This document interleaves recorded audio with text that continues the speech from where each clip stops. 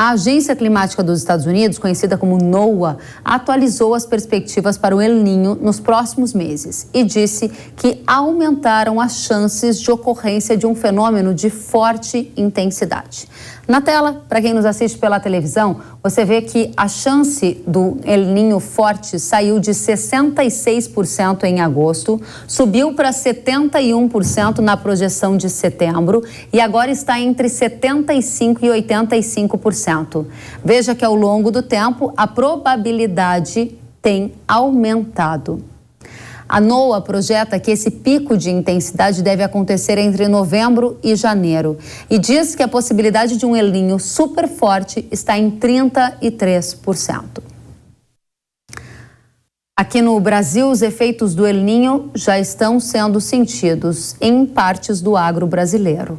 No Rio Grande do Sul, por exemplo, o plantio do milho já começa a ser impactado. Há relatos de problemas de germinação do cereal e necessidade de replantio por excesso de umidade. Além disso, a safra de trigo está sofrendo com excesso de chuva. Há relatos de que o cereal já apresenta doenças fúngicas, por causa desse tempo úmido. E consultorias, inclusive, revisaram para baixo a estimativa de produção por conta dos desafios climáticos.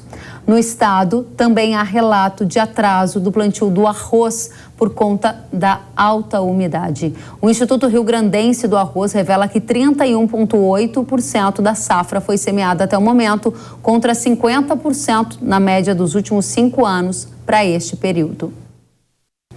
Em Santa Catarina, o trigo está sofrendo também com doenças por conta desse excesso de umidade.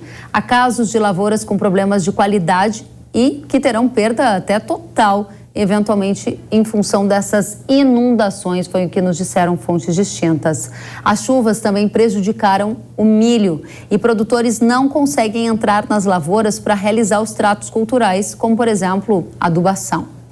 Há também casos de inundações no estado de Santa Catarina, afetando a safra de arroz e cebola. E já na soja, o impacto está no plantio, que neste momento segue atrasado no estado catarinense.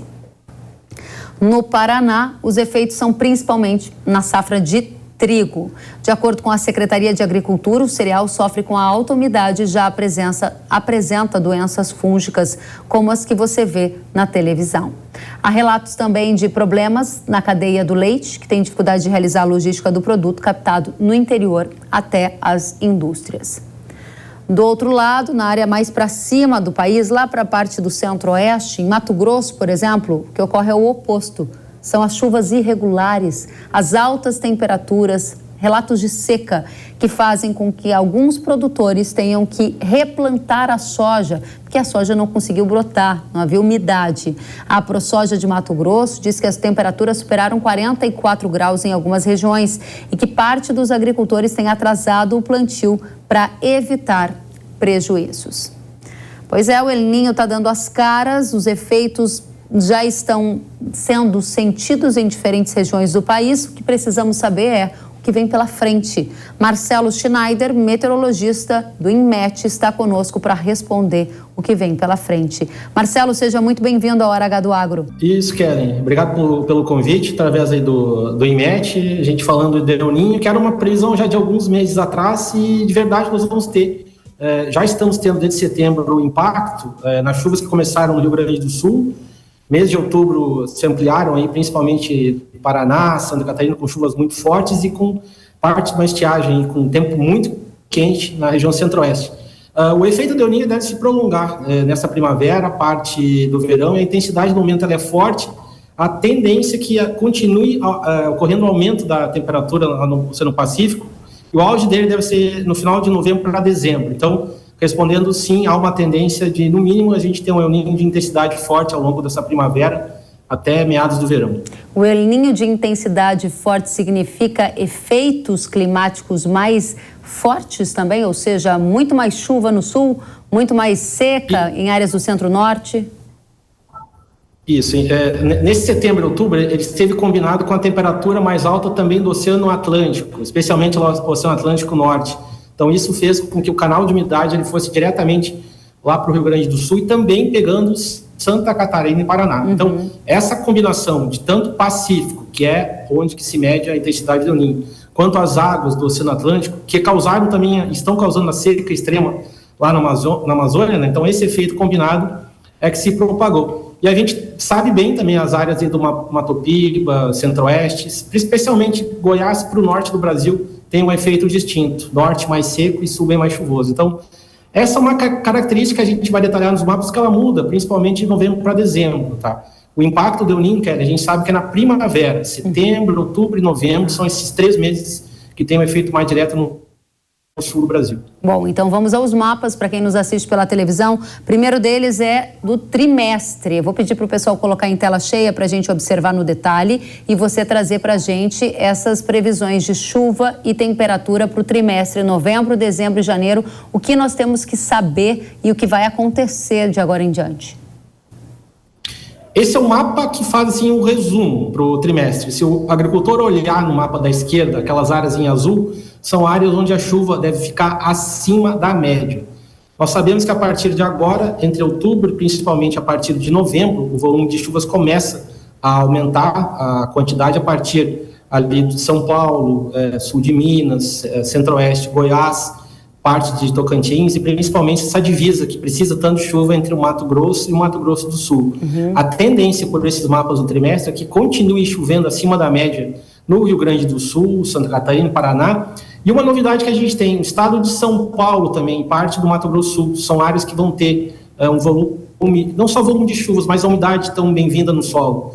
O efeito desse El Niño, ele deve ser entendido de uma dupla forma. Uma, a umidade facilitando, beneficiando as culturas aí de soja, principalmente entre essa área de São Paulo, sul de Minas, parte do Mato Grosso do Sul, centro-norte do Paraná, também o sul do Mato Grosso. Por outro lado, a expectativa, como a gente pode ver no mapa, é principalmente ali meados, interior da Bahia, a maior parte do Mato Piba, região do Pará, norte do Mato Grosso, principalmente divisa com o Amazonas. Essas áreas vão ter, lamentavelmente, chuva abaixo do normal. Um problema, Kelly, também é o início dessa primavera, que ela vai ainda ser acompanhada, principalmente final de outubro e novembro, pelas altas temperaturas. A gente está tendo quebra de recordes de temperatura. O agricultor dessas regiões sabe bem que a temperatura do solo passa aí dos 40, 45 graus, que é a temperatura do ar. Isso tem um efeito prejudicial, principalmente na germinação das culturas. Então, de uma forma geral, o sul vai continuar tendo chuvas e umidade acima do normal, na maior parte do período. Tem aquelas janelas de intervalo, né, que são propícias para atividade agrícola, principalmente a partir do final de novembro e dezembro. E essa parte mais norte do Brasil com temperaturas, centro-norte, com temperaturas bem mais elevadas e chuva abaixo do normal. Vamos detalhar nesses próximos 3 minutinhos agora para a nossa audiência o que vai acontecer em novembro. A gente tem um mapa que o Marcelo preparou para a gente de chuva e temperatura. O retrato de novembro ainda é um retrato bem chuvoso no centro-sul do país, né? Tá azul, isso significa mais chuva, certo? Exatamente, como eu falei anteriormente, essa área de São Paulo, pegando até partes de Minas Gerais, centro-oeste, parte do sul-sudeste do Mato Grosso é beneficiada. E o sul, especial, essa parte das Missões Gaúcha, oeste de Santa Catarina, sudoeste do Paraná, com chuvas mais volumosas. Eu diria que novembro, o final de outubro para novembro é o mês ainda de mais atenção em relação a esse excesso de chuva nos volumes em relação ao El Niño. Então essas áreas têm que ter uma preocupação maior, porque toda chuva em excesso a gente sabe que começa a provocar mais problemas na safra, problema de fungos. E, por outro lado, comparando com anos anteriores, é bem-vinda em relação à umidade no solo. Vamos passar para a região do Mato Piba, pois não. Só, por exemplo, vocês vejam que aquela parte norte, amarelinha, abaixo da média. Muito bem. Dezembro e depois janeiro, para a gente dar aquela mensagem final para o pessoal que também já está pensando no plantio da safra de milho. Então, conta para a gente, janela para plantio, o que a gente vai ter de safra verão. Dezembro e janeiro, temos 1 minutinho, Marcelo. Isso. Nesse mapa a gente continua mais ou menos com as mesmas áreas, diminui o impacto no Rio Grande do Sul e Santa Catarina, vocês vejam que as chuvas já começam a ficar mais regulares, e no centro-norte não muda muito, temperaturas também elevadas. Muito bem, agora vamos para janeiro. O Marcelo preparou um mapa para a gente, olha só. Anomalia de chuvas e temperaturas, vou pedir para colocar em tela cheia para a gente prestar atenção no que vai ter em janeiro. Conta para a gente, Marcelo.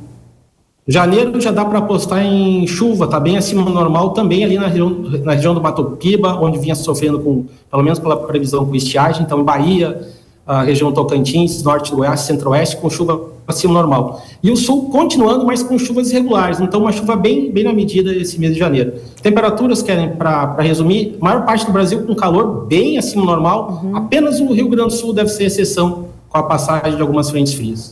Como você enxerga a condição geral para a safra do Brasil? O tempo vai mais ajudar ou atrapalhar o efeito do El Niño que você aí no IMET está enxergando?